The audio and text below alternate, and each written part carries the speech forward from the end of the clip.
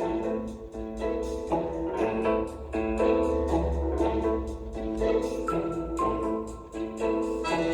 and welcome to another episode of Conversation with a Chef. I'm Jo Ritty and I love sharing with you the conversations I get to have with talented and passionate chefs and food producers. It's the backstory, if you will, to the food they're putting up.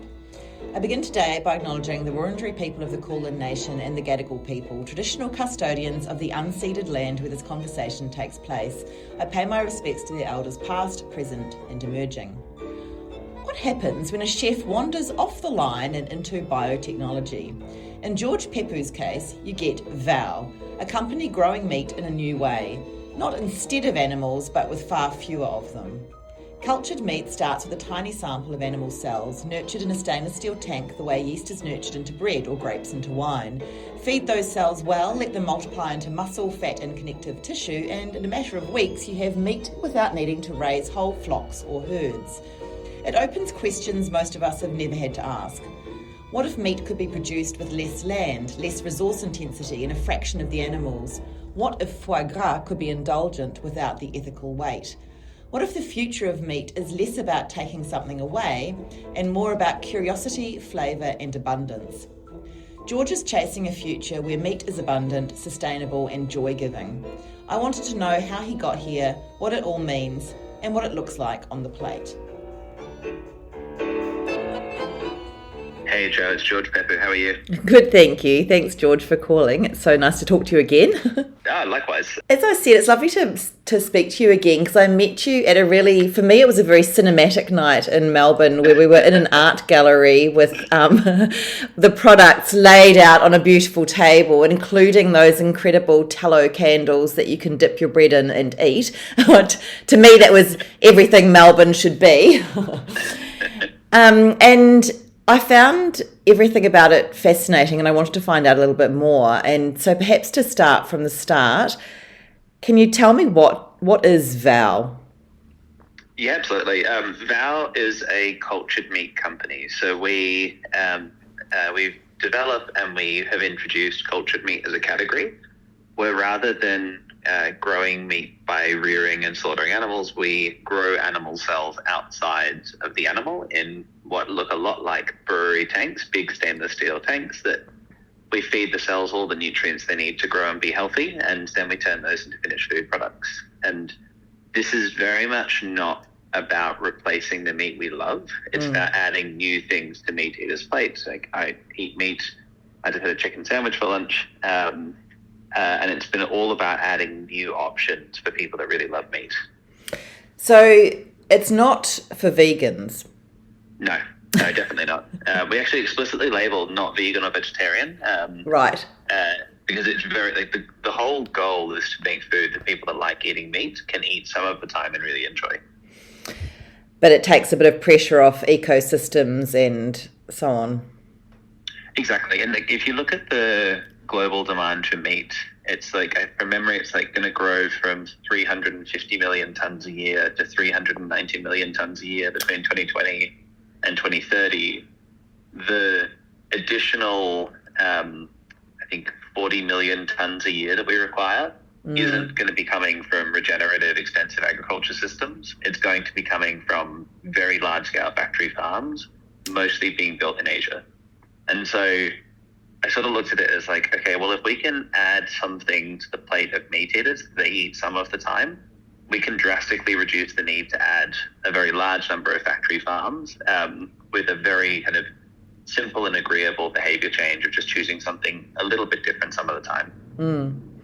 And I guess, one of my questions was, what problem did you feel most urgently compelled to solve? And I guess that's what you've just mentioned. Where do you go from having that thought and observing what's going on and looking at the projected figures and then thinking, okay, I'm going to reinvent the existing food system? Isn't that how everyone would look at this? Yeah. I think there was a lot of steps in this. So it's very easy to wrap your head around the macro problem of people like meat and we can't make enough high quality regenerative meat to feed everyone that wants to eat it. So then it's sort of like, once you're there, it's like, okay, well, there's a few different options. It's what is the best way to make something that people that would otherwise be eating animal meat could eat some of the time? And to me, that came down to a question of how, like, what makes the sensory experience, what makes the nutritional profile of meat so distinctive and so satiating? And the answer, for better or for worse, is we don't really know, that it's very complex. So then the question's, okay, well, how do we get as close as possible to the complexity of animal meat in a production method that uses as little land and as little emissions as possible? That's what led me to cultured meat. You still get a lot of the animal biochemistry that you'd expect from whole animals. And then the question that follows that is, okay, well, if you can make cultured meat, you're not bound by the rules of what we can farm. What types of meat are going to get people like me that love eating meat excited to try it and to add it to our diet? And that's where this whole notion of how do we create things that people that like meat choose selfishly some of the time? And Forged is all about this idea of exploration and discovery in a category which is very, like, there's just not that much new that you can try in animal products, because there's kind of 4 animals that we eat in Australia, and there's a handful of game animals you can get some of the time, but there's just not that much that's new and distinctive.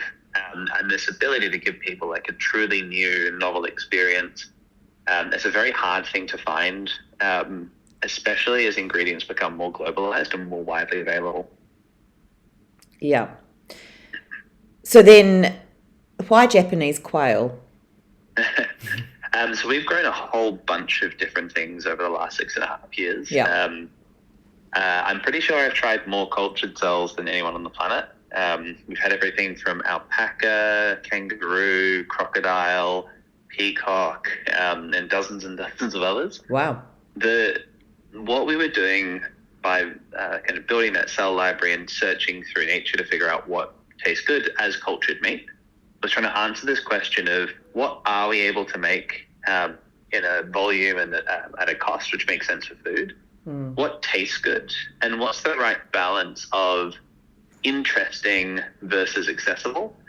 And Japanese quail was the first one that we really felt fit that. It's something, I think really most people, especially if they're foodies, have seen quail on the menu at some point in their life, or often many times in their life. So people are aware it's something which we eat.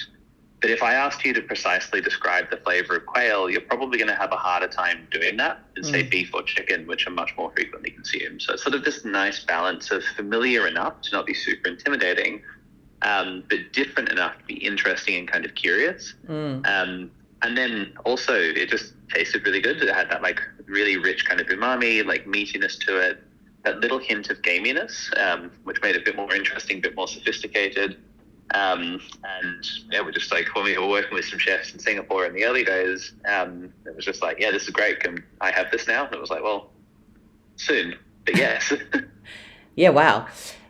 Because I think too, well, in particular, one of the products, the forged products is the foie gras. And I think, well, Yes.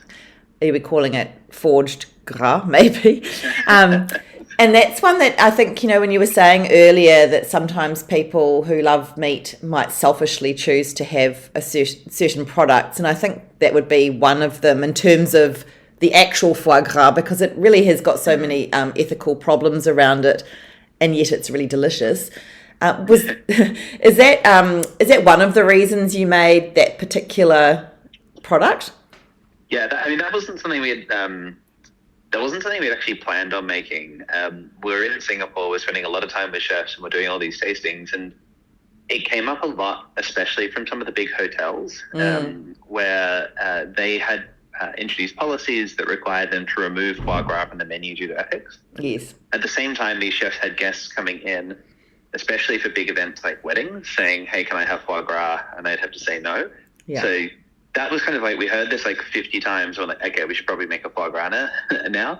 I think what was interesting about the quail, like developing the kind of quail forged gras as a concept, was it really doesn't appeal to people that eat foie gras. Like if you eat foie gras already, like it's a very specific experience. It's to the people that like the idea of the indulgence of foie gras, but aren't choosing to eat it for ethical reasons, that are the ones, or cost reasons as well. They're the ones where we've seen the biggest uptake. Like at the moment, we're in Singapore, we're doing a really fun Christmas special with Tiong Bahru Bakery, and they've got this like foie gras Gruyere twist on the menu, and it's selling ridiculously well, but mostly to young people who don't have a lot of experience or any experience eating foie gras. And it's kind of like that's where we've seen that really strong uptake of like people that would otherwise never have that in their diet are then able to have it once in a while and enjoy a really beautiful indulgent experience. Yeah, well, certainly, I thought it was delicious, and I think I mentioned to you on the night, I'm a French teacher. I'm obviously a foodie. I thought it was so smooth, and it had that umami to it. But you did say to me there were a couple of French people who were determined not to like it. Oh, definitely. There always are. And it's like when we were developing it. When you talk to people that have tried foie gras, conventionally produced foie gras for the first time, often their feedback is it was really intense and that kind of like astringenty, offally, irony flavour, which you do get some of in a really good foie gras, is quite off-putting unless you have grown up eating offal or foie gras. And so we sort of designed our foie gras to quite intentionally be as very mainstream, so it doesn't have a lot of those more intense acquired flavors that can be quite divisive, and that's been quite a lot of fun. Yeah, well, I was going to ask about cultured meat. Can it have a terroir or a signature? How far are you able to control the flavour profile? Oh, I mean, exquisitely is the short answer. It's really interesting. Like, I think the thing I found really interesting, like when I was working in kitchens, we thought like we would talk about flavour as terroir, and it's about where it was grown and the season it was grown in and who the producer was. And I had sort of assumed that clever scientists could tell you, if you gave them a bottle of wine or a truffle or whatever, they could tell you like the molecules that make it taste like that. And we had this like ability, I just assumed, I was like, we'd had this ability to decompose flavors, and you could be like, you need this molecule to give it this experience. And it turns out that there's so much ambiguity around how flavor works. And the only way you can really know is just like tasting it. So we do like a lot of our development is like we'll just taste things and then we'll tweak what we feed the cells, or when we're harvesting them, or how we cook them, and then just taste again and describe the experience. And it's kind of like it's like this really weird contrast between this like really precise control over how we're growing the cells, and then the only way to know if it tastes good is just to eat it. Like I just assumed there was like a magic black box that could tell you what it would taste like, and that doesn't exist. Yeah. Yeah, that's a really interesting thing to think through, isn't it? Yeah. So obviously with the name of my podcast, I'm interested in chefs and their journey, and you trained in a professional kitchen before you pivoted into biology and tech. How much of your chef's mindset still drives the decisions you make at Val? I wasn't a very good chef, so not very much. I think it's like, I think a lot about the experience of using, like how chefs will use products in the kitchen, like how do we package it? Does it, like the 1 kilo, we're doing a product and the team had chosen a 1 kilo tub, and I was like, are they going to want to have this out in the past, and shouldn't it be a smaller tub so that way they can go through it quicker and that way it's fresher? And I try to think a lot about sort of how things will perform, especially in a high volume kitchen. I think the unexpected thing about having worked in a commercial kitchen, there's like two things you're forced to be really good at. One is just like very quickly being quite prepared for a very intense thing to happen, like that doing night after night of service of like, I need to have my prep done, like my mise en place needs to be done, up on the pass, ready to go. Otherwise, like your first orders are going to hit, and it's just the whole night is going to fall apart, and there's no way to get back on top of it. And second is just working under quite intense, very short, like those periods of like very intense short-term pressure, and kind of learning to love the adrenaline rush of it. Yes. And it's like, it's really interesting to see, like, you can really tell when someone's been a chef just by the way that they prepare for something difficult and how they think through that preparation and how they hold themselves during those times of stress and intensity. Yes. And it's like, that's the part that I feel like I've actually like brought in more to this part of my life. As I say, there's a reason why I'm not working in kitchens today, because I'm definitely not the best chef. Yeah, but as you say, chefs are great problem solvers. So Exactly. And have to pivot quite quickly. So that Exactly. yeah, that's great. I think where I love it, and I'm going to speak to a couple of chefs who are using it. So One Hotel is one of my favourite new hotels in Melbourne at the moment, and I am going to have a chat to their head chef Josh about their use of the Forged by Val, and you are working on other things and opening up into different. So Australia, it's quite new here, but as you say, you've been in Singapore for a while, and I guess you're just going to keep growing. Is that the goal? That's the goal. And I think it's like right now, there's kind of like Forged, and there's sort of everything else that we're working on. Yeah. It's like Forged is all about really interesting experiences that you would find in a really nice restaurant or maybe a really high-end supermarket. Yep. And we're now starting to think ahead of like, okay, how does cultured meat become part of like a Tuesday night dinner? And there's been a bunch of stuff we're working on, which is much more like everyday and focused on that gain of function, gain of convenience. Like, how do you give people meat which can be used in a very similar way or exactly the same way as meat that you use today, but it has ideally even better nutritional profile and longer shelf life, and it's just a little bit easier to work with and hopefully cheaper soon. And that's much more what we're thinking about next, of like, how does this become something which is just like you eat more like once or twice a week and it just becomes totally part of your routine. Yeah. So I guess then for my final question, thinking about 5-year plans, if we're sitting down in 2030, so 5 years from now, almost Christmas in 2030, what do you hope that Val will have fundamentally changed? That's a really good question. I've been so focused on the next few months for so many years now. I think what I would love to see is like the long term that I've always looked towards is the idea that you can create protein and create meat where it doesn't become a compromise between the sensory experience, how good it is for you to eat, and how expensive it is. And so like often half jokingly say like what I really started Val so that we can have something which you can just use like a beef mince, but it tastes like the best Wagyu beef mince you've ever bought and has the nutritional profile of salmon, and it's the cheapest option on the shelf the last 8 weeks in the fridge. Like that would just make my life so easy. And like the idea of being able to take food to a point where it's like you just kind of get everything, like you get all sides of the triangle all the time. I'm like, that's the thing I really hope that we're able to build towards, and hope we're able to deliver for customers in Australia and around the world. Amazing. Thank you so much. I better let you get back. That's a big goal, so I'll let you go and start working on that. But thanks, George. Thank you so much. It was great to speak again. All the best. You too. Thank you so much for listening to this episode of Conversation with a Chef with George Peppou, CEO and founder of Val.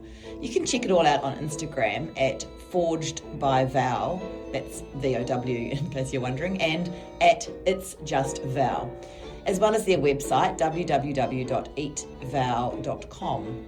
As for me, I'm on Instagram at Conversation with a Chef, and if you'd like to read other chats, you can check out the website www.conversationwithachef.com. And you can become a subscriber as well. Of course, I'm also on Spotify and Apple and more recently YouTube. Do keep an ear out because I'm going to chat to one of the chefs that uses George products very soon. I would absolutely love it if you told a friend about the chats because that's still the best way to get the stories out there. Once again, thanks so much for listening. Have a great day and bon appetit.